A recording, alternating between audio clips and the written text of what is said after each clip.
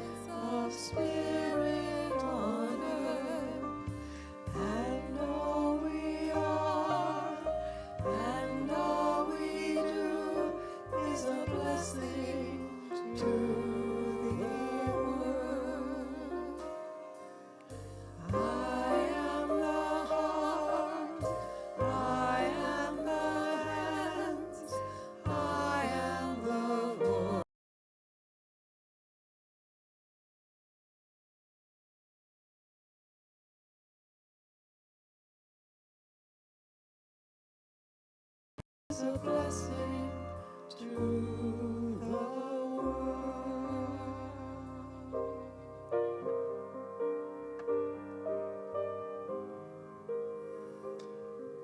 I invite you to settle into your chair.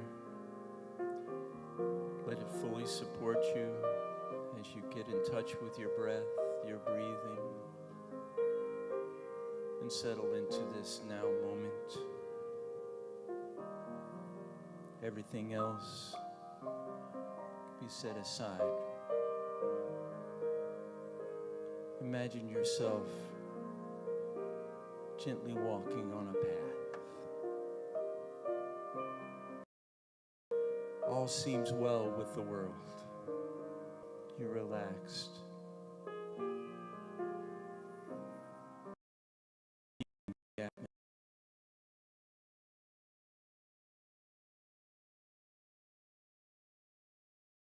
There seems to be like a fog. It's not disturbing. It doesn't disturb your peace. It's just curious. Walking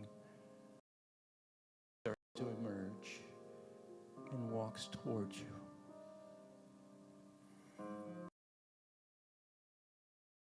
Continue to feel the peace, love, and the curiosity.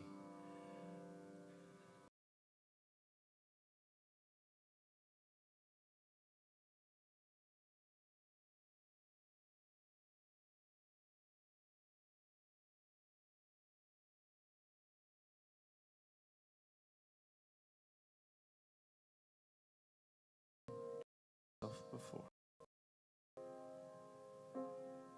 there is a vibration, a radiance.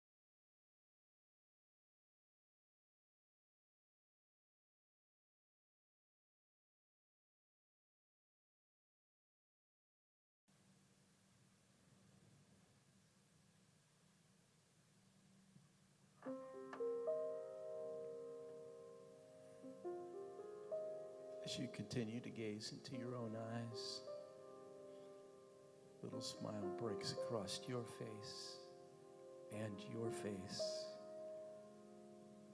And you gently reach out.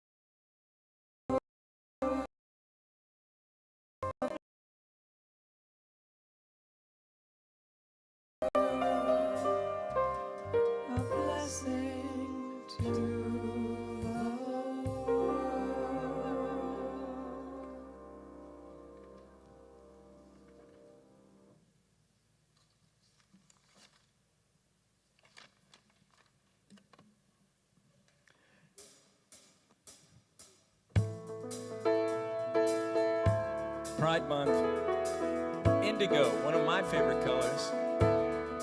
I'm trying to tell you something about my life. Maybe give me insight between black and white.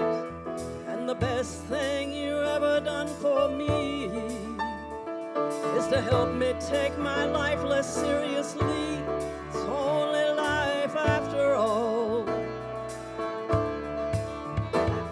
Well, the darkness has a hunger that's insatiable. It's hard to hear.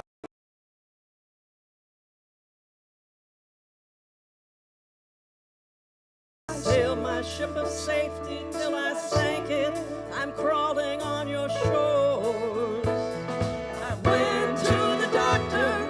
I went to the mountains. I looked to the children. I drank from the fountains. There's more than one answer to these questions, pointing me in a crooked line.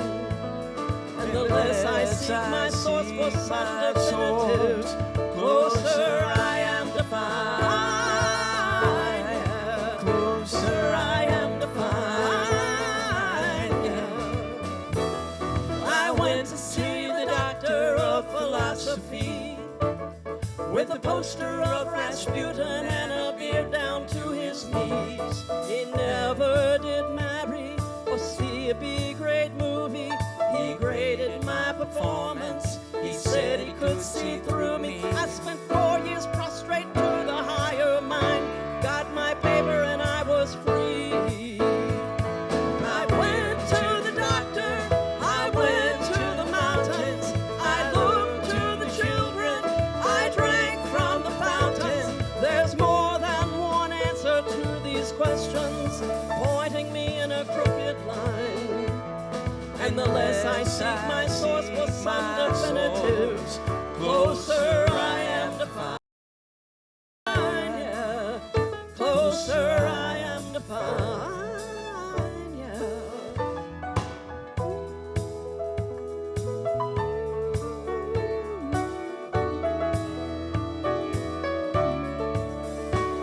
I stopped by the bar at 3 a.m.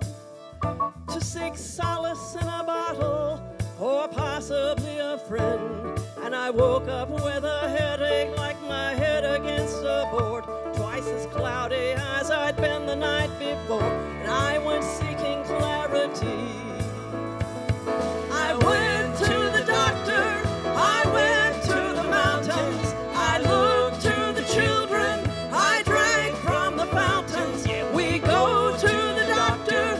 We go to the mountains. We look to the children. We drink from the fountains. Yeah, we go to the Bible. We go through the workout.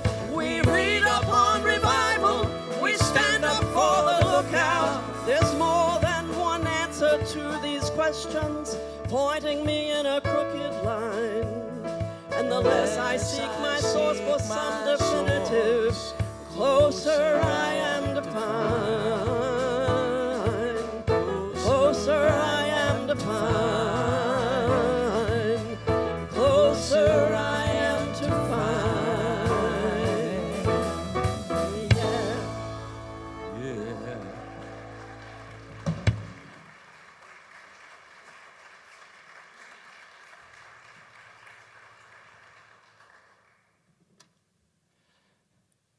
One of the highlights of my life is always being an Indigo girl. I don't know if I was Emily or Amy, but somewhere in there. Welcome, everyone.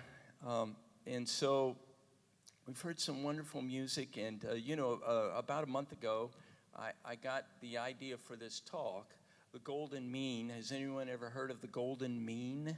Okay, and so and I thought that's what I was going to talk about, and so I went out and visited my brother, and he gave me some information that switched everything around. And so what I'm going to do today is just, in the short time that we have, is go through this little journey that I had, which is a process. See, I'm kind of a numbers geek and a philosophy geek, so let's start with the philosophical golden mean. The first slide, there's Aristotle, back in the heyday of Greek philosophy, and there is a his golden mean is about virtue. That virtue is the perfect balance of an aspect of humanity that if you have too much of, it turns into a vice, or if you have too little of or none of, it turns into a vice. So let's see that next slide. The decisions and actions lie in the middle between the extremes of excess and deficiency. And a lot of people, including the Catholics, you know, moderation and all things, have had it kind of picked up that banner and run with it since then. Let's go to the next slide and just see. All right, so you got courage in the middle. Courage is where we want to be. Can you read that? If you have too much courage, it turns into recklessness. Red flag, out of control. Yeah, I can fight 10 guys at once. Well, maybe not, right? And what's the other end? When you're deficient in courage, you have cowardice. So it's in that middle spot that we want to be. How about compassion? Have you had too much compassion over your children ever in your life? Doing things for them that they probably could have done by themselves, right? If I'm compassionate, I let people learn but on the other end, unfeeling, I have no compassion for anyone. So compassion's right in the middle. So if you want to go further in that, look up Aristotle, and he has all of these things about where the virtue is, right in the middle of the two vices on either side. I just wanted to mention that because that wasn't what I thought I was going to talk about. I thought I was going to talk about this next guy, Fibonacci. Anybody heard of Fibonacci? All right, and Fibonacci actually wrote a book that included a sequence of numbers that, by the way, had been around for a long time. He wrote the book in 1202, I think. And so let's just go to the next slide, and we see the golden ratio, which is another name for the golden mean. So and you can see that little spiral that comes out like a conch shell, because a conch shell is like the Fibonacci numbers, okay? So this sequence is pretty cool, and as the numbers go up and up and up, it gets to that ratio at the bottom of the slide, 1.618, 22, and goes on and on and on. But and what it is this. The middle is to what came before as it is to what comes next. The addition and the multiplication match each other in this sequence. So let's go to this next sequence in numbers. Is anybody's head going like, what? It's a little bit crazy? Well, here's what I always thought the Fibonacci sequence was. You start with 1. And this is, it's pretty easy. Whatever the present number is, you add it to the number that came before, and you get the next number. So what came before 1? And so then what's the next number? 1. And then 1 plus 1 is, 1 plus 2 is 3 plus, 2 plus 3 is 5. You get it?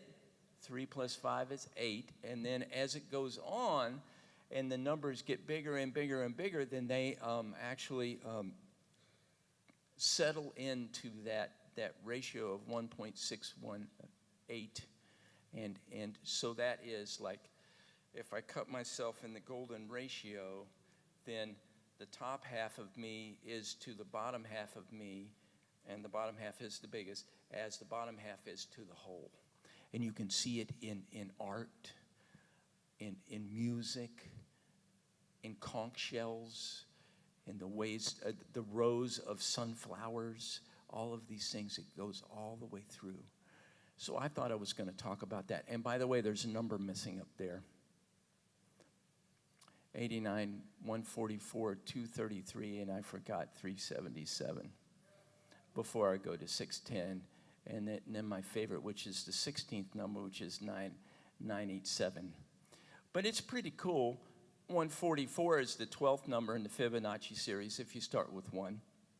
And so what's the square root of 12? 144. There's all kinds of really cool things in the Fibonacci series, and I thought it was great.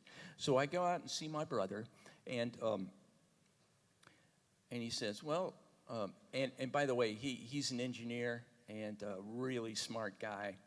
And he says, all of Fibonacci series that I'm acquainted with actually start with 2 numbers. So let's go to the next slide. 0. I wasn't starting with 0. I always started it with 1. And then my mind just got blown as I took that into meditation, because what do? We start with 0. The void, and we go back to our affirmation today. Out of the void comes existence. So out of the 0 comes the 1. We have to have the 0 in the first place. So we start with one idea that is represented in 2 numbers, and that is that all exists came from absolutely nothing, and all of a sudden everything is there. So that's what I want to talk about for the next 5 minutes that I have. in three stories. Two of them are poems by Rumi, and I got a shout out to my Rumi. Randy's sitting right back there. Randy Mail is down from Northern Ohio, and we were roommates once, so I always call him Rumi. He calls me Rumi. So Rumi is here today. Absolutely. All right. But this is, so the first poem, Love Dogs. Anybody love dogs?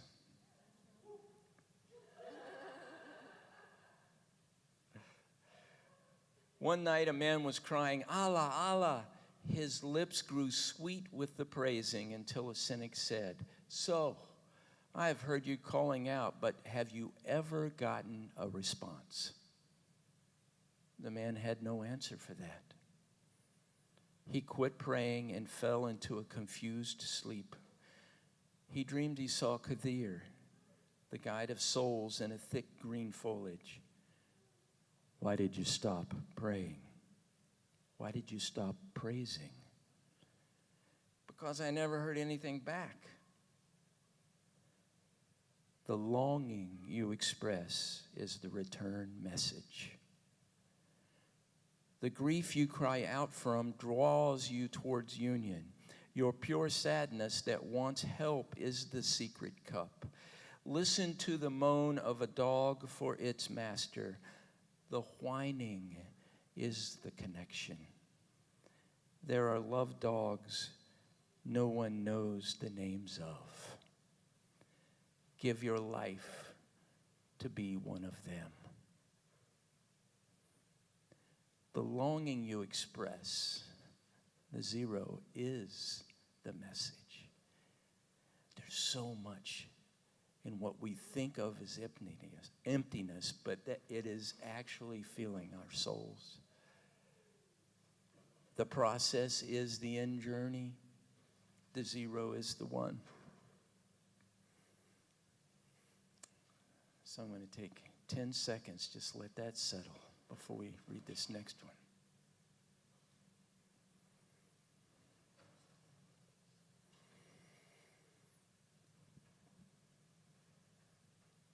Chinese art and Egyptian art. And these are translations by Coleman Barks of Rumi. It be found. And I did that because that's what it's called in the book. So if you want to look up the poem, it's Chinese art and Egyptian art. But we're not going to get political or anything like that. So I made it not Chinese and the Greeks, but the ones and the zeros, because that's what we're talking about. All right. So either one of them, or it could be the Croatians and the Indonesians, it doesn't matter.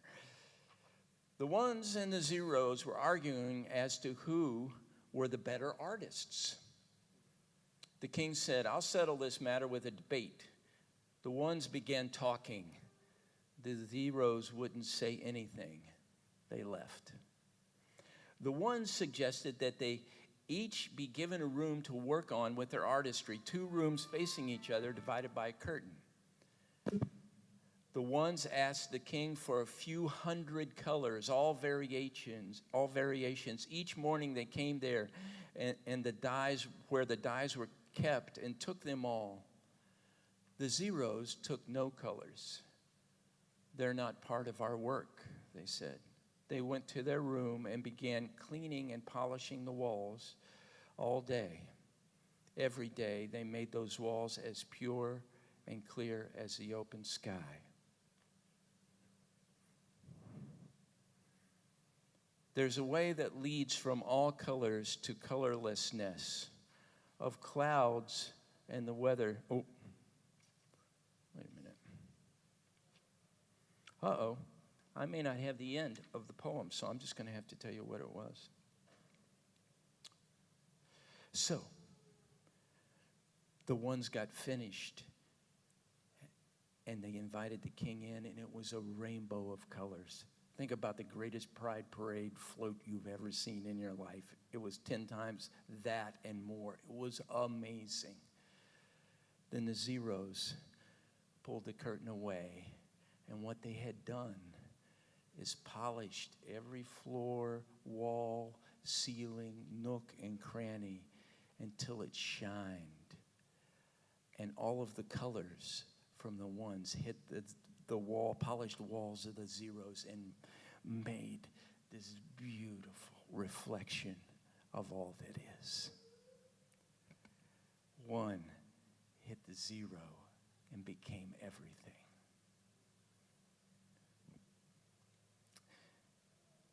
Last, I want to tell you a little story, and so those were poems, but this is a true story. And there was a hairdresser, and she just got a cancellation. Yeah. Color, cut, style, which takes about 3 hours. And so all of a sudden, there was a big zero in her schedule. When somebody off the street just came in and said, I would like a cut, color, and style. Is there any room? She said, zero. Zero just got filled with 1. So now the practice of this hairdresser is to sit down in a chair before, with the client in the chair, in their chair, and almost knee to knee and eye to eye and talk to them about what they want. What do you want? What did you have in mind? Tell me a little more about that. The last question was always, is there anything you absolutely don't want? And as soon as there was,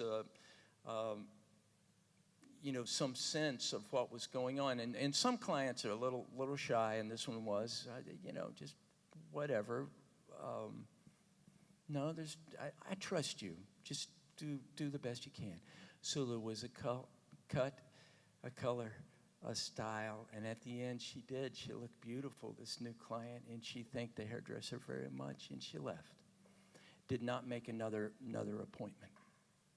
But a few months later, well, about 6 weeks, 6, 7, 8 weeks later, she showed up again, had made an appointment, and sat down in the chair. And the hairdresser said, I'm so glad you came back. And the client said, when I came in that first day, I had laid all the plans to take my life a little later. I just wanted to look pretty when they found me. But you sat knee and eye to eye with me and asked me about me. No one's ever done that. And you made me look beautiful.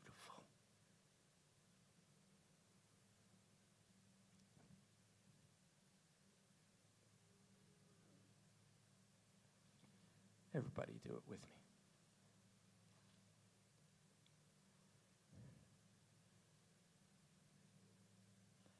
May you always see yourself as the beautiful individual you are. I had a great quote that came to me, and I've got one of my collaborators in the art we make in the congregation today, and this was the quote. The audience doesn't come to see you, they come to see themselves in you. Let's see each other in each other.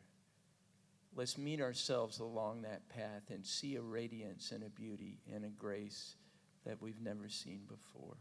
Let's make out of the pregnant, beautiful, shimmering void the one beautiful, amazing, glowing, golden light that we are in this life. And that is the golden meaning. Thank you.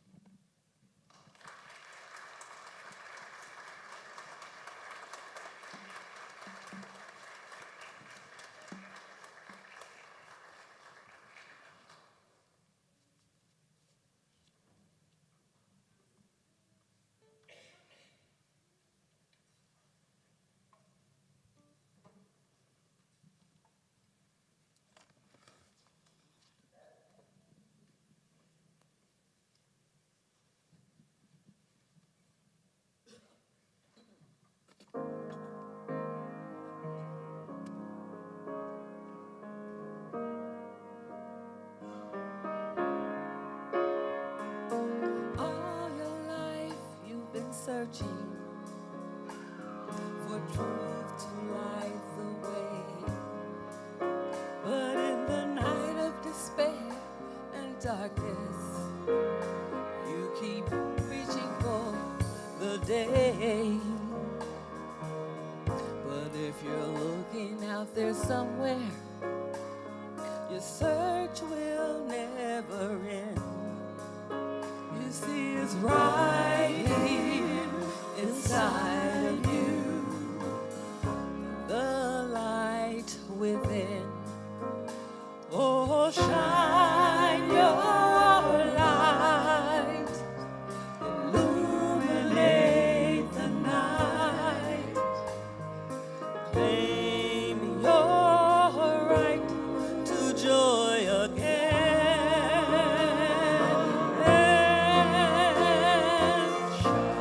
Shine through your sorrow, shine until tomorrow. Let your spirit rise. Come on, y'all, rise up and clap for me. All you gotta do is rise, shine on your brother, shine from one to another.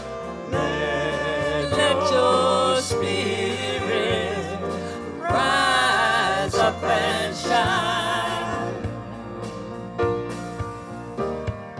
Something in your life is missing. You need more love than care. But before you go looking for answers, there's a question in the air. Have you been covering your brightness, hiding your spirit's glow? There's a light inside of you. Let your light show. Let it show. An eternal flame. Heaven knows your name. Come on, y'all. Claim your right to joy again. And oh, shine through your sorrow, shine until tomorrow. Let your spirit just rise up and shine. All you gotta do is shine on your brother, shine from one to another. Let your spirit just rise up and shine. You were born to radiate. Make a choice, let your voice illuminate. And then you reach out, let your healing hands vibrate. And go back to the sacred place where your spirit abides. Come on and shine through your sorrow, shine until tomorrow. Let your spirit rise up and shine now. Shine, come on and shine. I see you smile now. Let your spirit rise up and shine. All you gotta do is rise up and shine. Come on with me now and rise up and shine. All you gotta do is rise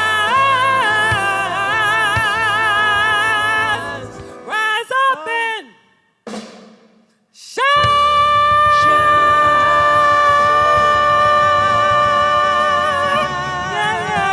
Yeah. Amen. Thank you for rising and shining. Have a seat, please. Whew.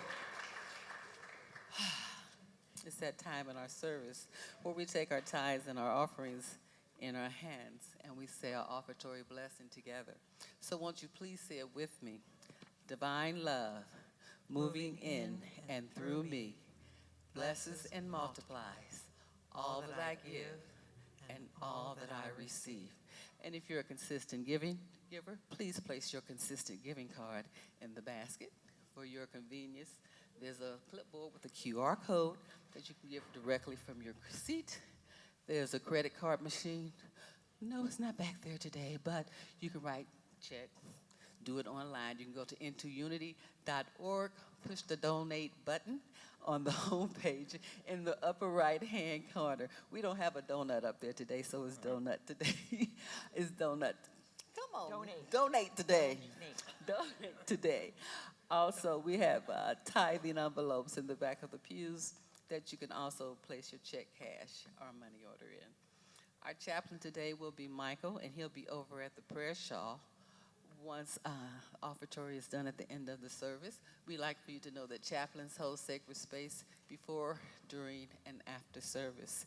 And if you have a prayer request and you're not praying with a chaplain, you can place your prayer request on the prayer request card and place it in the back.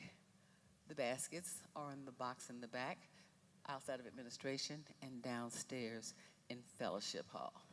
I think that's it for me, Alice. Okay. Got some folks online today. Teresa and Joe Wolobeck from Rockford, Illinois say hello and miss you. We miss you too.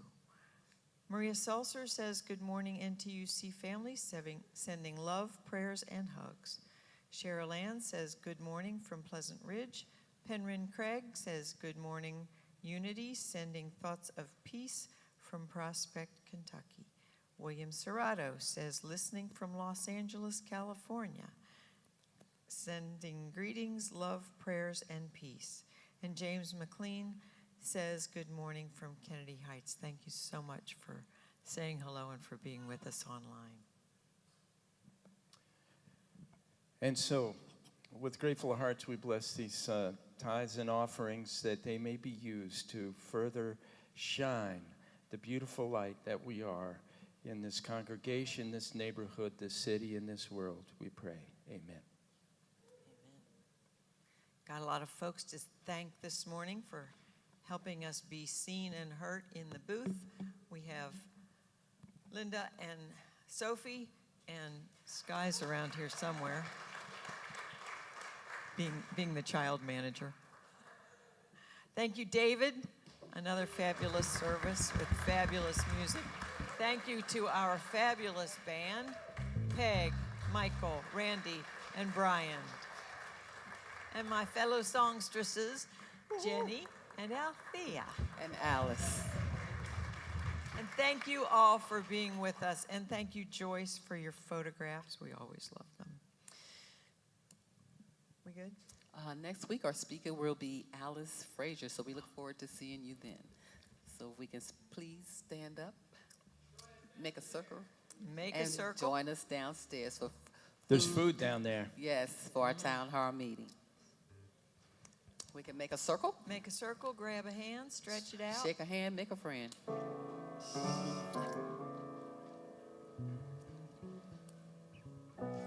I think we got a circle today. Oh, yeah, we do. So you can We just need to stretch it out a little bit. Got way too many folks on this side. right. Come on. Move to the left. Come on. There we go. Keep moving. Come this way. Come on. We got it. We got it. A little bit more. We got it, David. I think so. Yeah, they're moving. Closer than close. There we go. I knew we could do it. And our prayer of alignment is, we are light. light. We illuminate the world. We are love. We love unconditionally. We are power. We are the divine in action. We are presence. We are awake to our divine identity. God is, I am, we are, and all is well.